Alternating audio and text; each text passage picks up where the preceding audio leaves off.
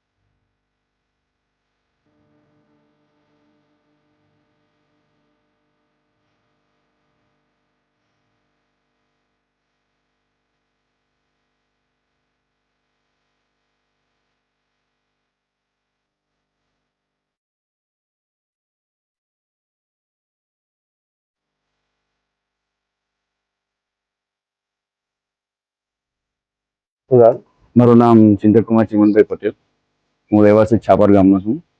અમારા ગામમાં આટલી વિકટ પરિસ્થિતિ છે કે હજુ સુધી કોઈ મતલબ જે રાજનીતિક જે કોઈ કાર્યકર્તા છે ને એ જોવાય નથી આવ્યા અમારા છાપર ગામમાં।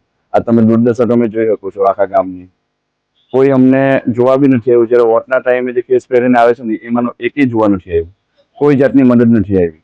જે કર્યું એ ગામના લોકોએ જ કર્યું છે, કંઈ પણ વસ્તુ જે કર્યું એ ગામના લોકોએ કર્યું છે। લોકો બરબાદ થઈ ગયા છે, કોઈ અમને સુવિધા નથી, કોઈ બચાવ માટે ના અમને કોઈ બોટોનો, ના NDRF ટીમનો, ના કોઈ હેલિકોપ્ટરનો કોઈ સપોર્ટ નથી। લોકોએ આખી રાત પટરા ઉપર કરી છે રેલના ટાઈમે। એવી પર્સનલી સહાય કરી છે, કોઈ બીજું સહાય માટે આવ્યો નથી, સરકારી સહાય કઈ નથી આવી।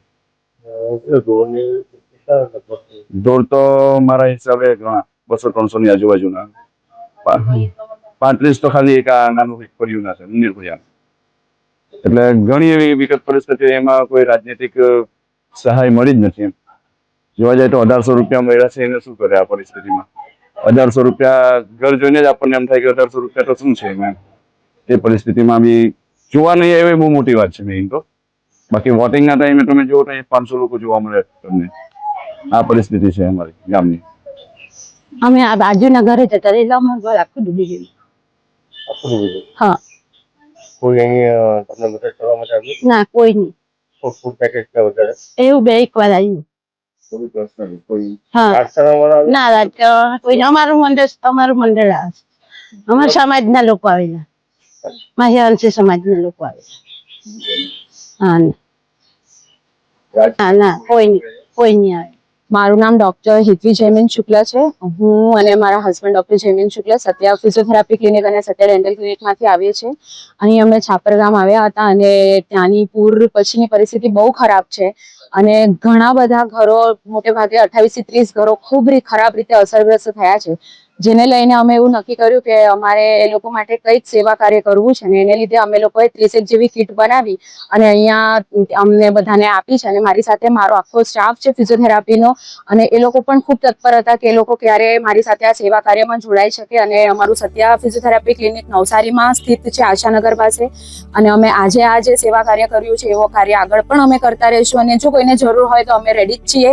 અને અમે એટલા ખુશ છે કે અમારી ફિઝિયોની ફિમેલ ટીમે, છોકરીઓની ટીમે આ કાર્ય પૂરું કર્યું છે અને અમે આગળ પણ કરતા રહીશું। કીટમાં કિલો ઘઉંનો લોટ છે, ચોખા છે, જુવાર છે, મગની દાળ, તુવેર દાળ છે, પછી હળદર, મરચું, ધાણા જીરું છે, ખાંડ, મીઠું, તેલ, ચા અને તમારી દાંતને લગતી બધી કીટ છે, નાવાના ધોવાના, કપડાં ધોવાના સાબુ છે, ચાદર છે, નેપકિન છે, ઘર વખરીને લગતું બધી જ વસ્તુ અમે એડ કરી દીધી છે.